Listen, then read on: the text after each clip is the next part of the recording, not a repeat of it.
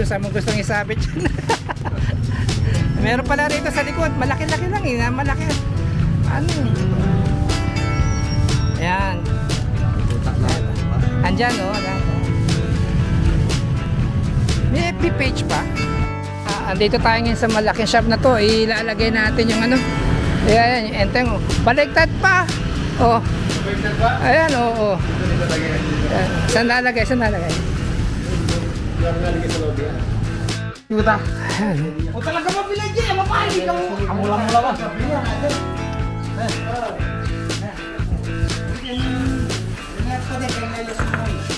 Putang pumepe, mamangin. Bisa itakpan niya sulong. So, ito ngayon ang gagawin nating umaga ay ano. Pupunta ako sa mga kakilala ko, may mga motor shop at magbibigay tayo ng ano, ng mga tarpaulin. Makikiusap tayo, baka pwedeng isabit sa pwesto nila yung ating tarpaulin na powder coating works. Kumbaga nagpa-powder coat, nagpipintura. Kasi dito sa amin maraming ano nagmo-modified ng mga motor, pinapaganda, nilalagyan ng kung ano-ano ang kanilang mga motor, chine-change color yung kanilang mga mugs, yun. Kaya baka sakali try natin na ilatag yung ating tarpaulin, yung parang ganito ba, nilagay ko na sa tricycle yung ating tarpaulin yan. Parang ganyan siya, pero yung luma akong tarpaulin ang pamimigay ko sa kanila, yung ganito, ito. Yan. Yan siya. Yan, ganyan. Yan ang pasasabit ko sa pwesto nila. Yan. So, okay. Here we go. At alis tayo. Punta na tayo. Kumuha lang ako ng 4 na piraso. Kasi ilan ba yung kakilala natin sa bayan? 4 sila eh. Yan, puro lahat yun. Merong shop ng motor. Vulcanizing, repair shop, the same time yung iba may tindahan na rin ng mga parts ng motor. So yan. Okay. We go.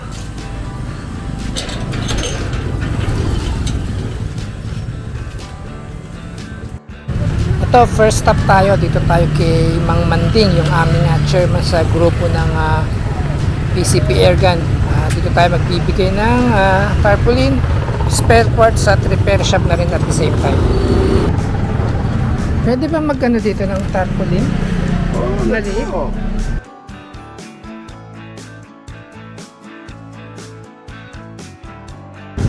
Tarpaulin tayo lalagay kay Mang Manding. King, ito. Bahala ka na isabit kung saan mo gustong isabit yun. Laki-laki lang eh, malaki. Ano eh. Ayan. Andyan oh, lahat. May FB page pa. Ayun, meron pala FB page oh. Ayan. Ayan. Sige. Thank you, Kin ha. Oo.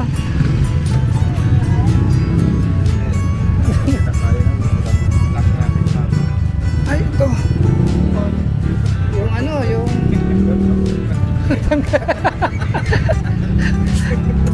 buti nakita ni Kuya. Wala siya ko niya. Hindi na natin lalagyan. Pagawa din kasi ito ng airgun at the same time ano to eh. Paggawa ng mga motor. Kalat natin yung tarpaulin.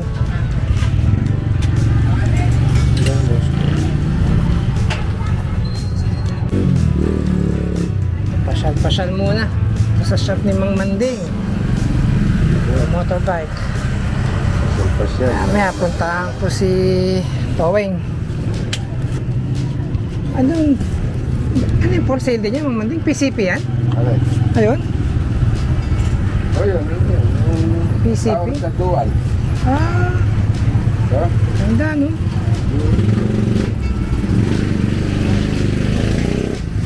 Nimrod.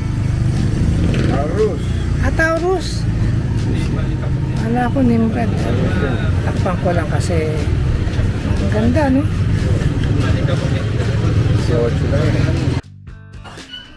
Yan, dito tayo sa isang motor shop ulit.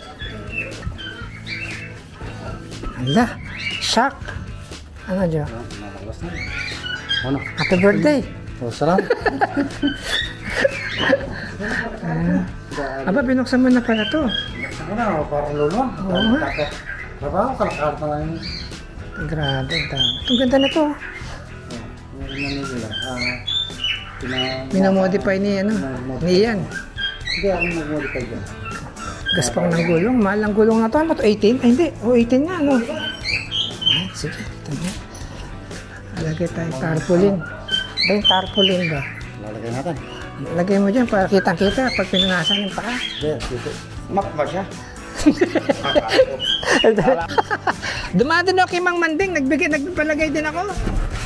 Okay ba? Nagpapano eh. Lagay? Ito lang. Ito lang. Naglagay doon kay Mang. Naubos yung, ang ganda ng ano, alin? Yung lahat kita. Ayan. O talaga ba bilagay? Mapahali ka mo. Ang mula-mula ba?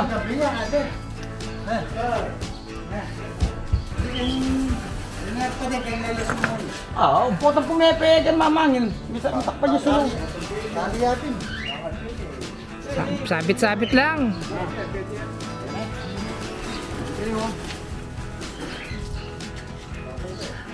Pag may time na lang. Minsan nga, mas maganda pag ganyan nakakalat ang gamit. Eh, kaya sa nakatagal. Madaling hanapin. Eh. Nakabuon. Hanapin niya ng yun. Special tools pala. Ano?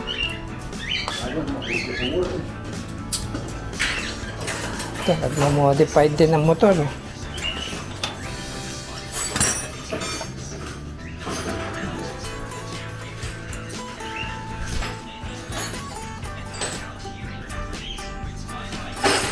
Ano to, kinonvert lang sa monoshock to, Ian? Hindi po, original po yan. Ah, talagang monoshock siya. Itong shop dito ay kagrupo ko rin to. Magama sila. Bali, kung natatandaan nyo, sila yung gumawa ng dalawang oven na rush na dineliver sa bahay ay may pintura na. Magama sila sa shop ng motor shop ito. Hala, palit black pala. Yan, ito yung anak ni Joe Towing na mekaniko na dati niyang tinuturuan. Ngayon, mas magaling pa siya sa tatay niya ngayon. Yung tatay niya na ngayon ang nagtatanong sa kanya. Yata mga makabagong mga motor na kasi ngayon eh. Yung tatay niya eh old school pa ata. Hindi, pero magaling ang tatay niyang mekaniko. Yan. Andito tayo ngayon. Nice! Tagagali lang natin sa isang kakilala, sa isa nating kasamahan. Yan. Tayo ngayon ay pupunta sa isang shop naman. Magpapa-vulcanize. Doon sa isang vulcanizing shop, magbibigay tayo ng tarpaulin natin na Enteng DIY powder coating. So yan. May binili lang ako dito sa Rich Sand na hardware. Okay. We go na muna. Punta tayo doon. Okay. Mainit ng biyahe natin. Okay. Ito, andito tayo ngayon sa malaking shop na to. Ilalagay natin yung ano. Ayan, yung enteng. Oh. Baliktad pa. Oh. Ayan, oh. Ayan. Saan lalagay? Saan lalagay? Ayan, dito. Sasabit namin dito. Ayan. Yan yung mekaniko namin. Yan ang magaling na mekaniko. Oh. Leo. Yan. Nag-iisip na sila kung saan nilalagay. Tali dyan. Oh. Yan. Mga supportive na mga kaibigan. Yan. Enteng DIY. Enteng D. Ano ba yung big? DIY yan, DIY. F1. Do it yourself. Yan, ayos na yan dyan. Yan, thank you, thank you. Ito, malaking shop kasi ito. Along the highway. Sabi ng clean tech. Oh, pwede yan. Oo. Sabi ng clean tech. Oo. Dati, ang pwesto ni Ka-Farmer dati dito, may kanting kami dati dito. Yan, dyan. Yan, dyan ang lechon. No, dyan o. Pangilang pintuan pa? 1, 2, 3. Yan. Yung may kranos, katabi. Sila yung malakas sa ano, sa paa. Sabi yung malakas ang order dyan. Order na ba ng baboy ni Bobby Pintuan? Ayan. Yan. Ito dito. Yan, sige. Ayos. Diyan na sasakyan. Kung mayanin mag-school, sabi niya. Oo, di ba? Yan, yan. Nakiusap lang tayo na kung pwede isabit. Pumayag naman si Kuya. Kuya Tito. Oh, yan mga ganyan. Oo.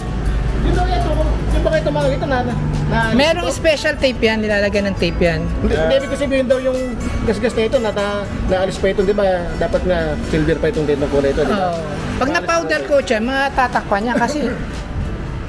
Hindi ibig ko sabihin yung ito malilinis. Yan, pamix tayo ng pintura. Para kay, kanina bang open to? Kay La Union. Ang gusto niyang kulay ay dilaw.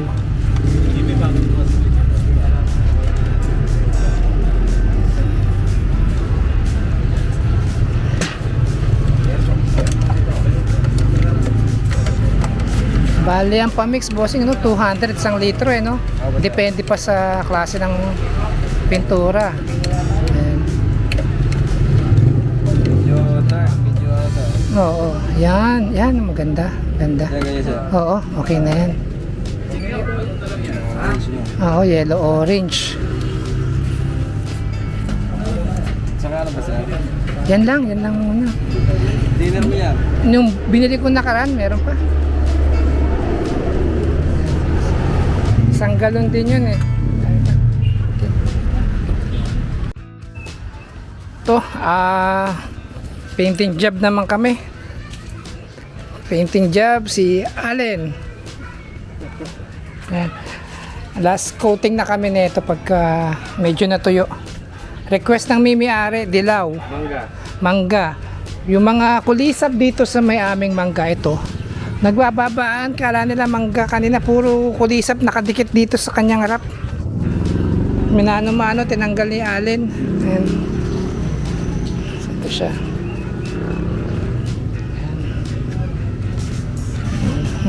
Ayan na. Ang dimension nito 6 feet by 4 feet by 4 feet. Ayan siya.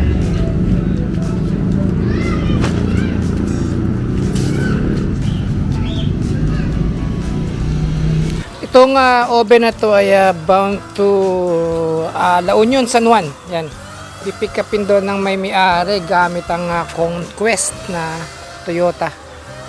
Gagawan daw nila ng paleta. Bali ang karga daw niya ay pahiga. Sana magkasya, no? Pero sinukat naman doon ng may-ari at kakasya naman kasi gagawa niya ng paleta at pahiga ang load niya sa kanyang pick up. Bali Sunday this week kukunin to. Itong Sunday. Yan.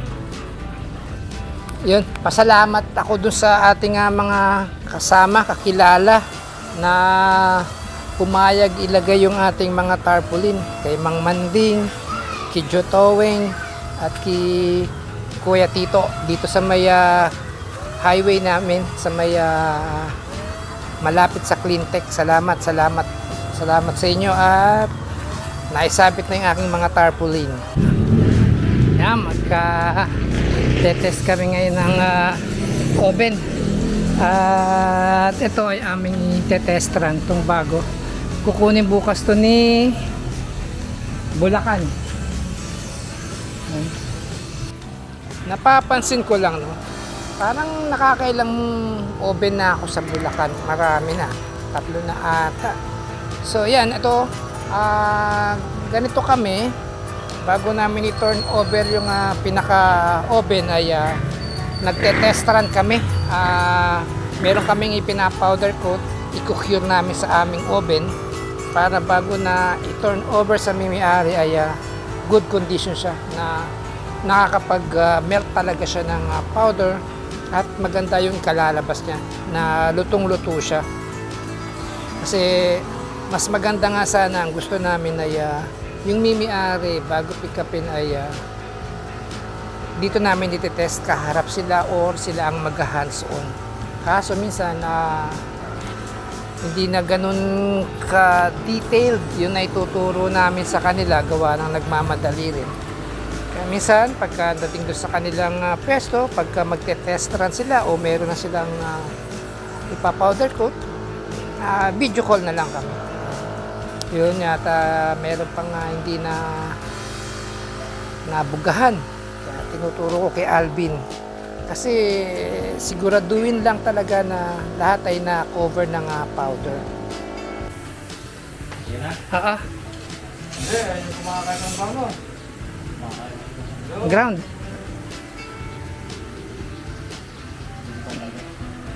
Kailangan kasi may ground siya. Pagka walang ground ay hindi kakapit ang pinaka-powder. Static kasi, electrostatic.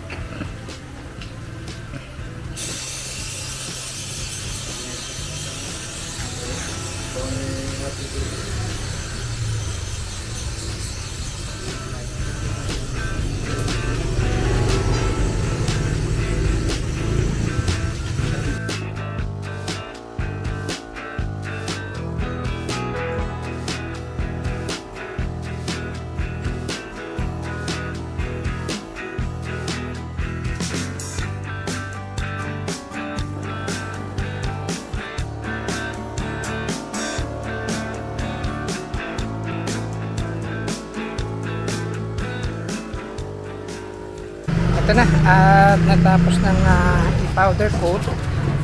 Yan, at atin ang ilalagay sa oven sa init na nasa 190 degrees to 230 degrees yung ating oven.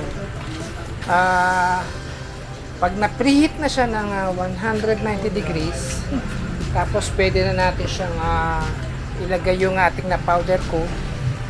Within 15 minutes, pwede nang ilabas yung hindi pala within, after 15 minutes sa 190 degrees, pwede na natin ilabas yung ating pinaka powder coat dito sa loob ng oven. Ayan.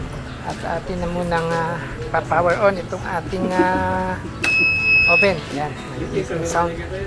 Isiset natin yung ating timer sa minutes kasi naka-set pa to sa seconds. Yan.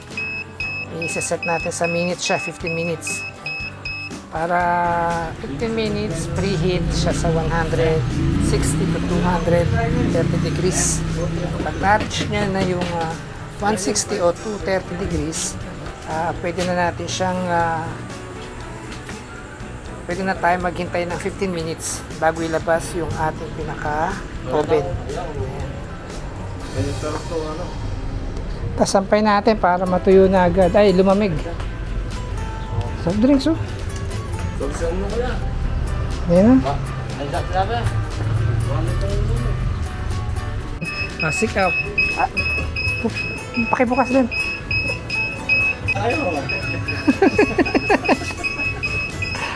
Ayan, patay mo naman alin. Ayan. Okay. Open.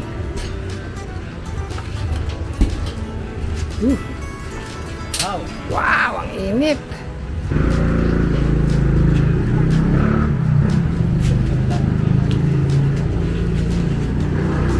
So ayan, no. Tested.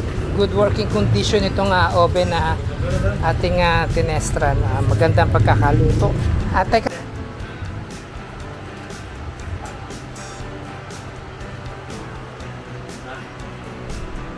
Ayan. Sige, Bin. Tingnan mo na. Mainit.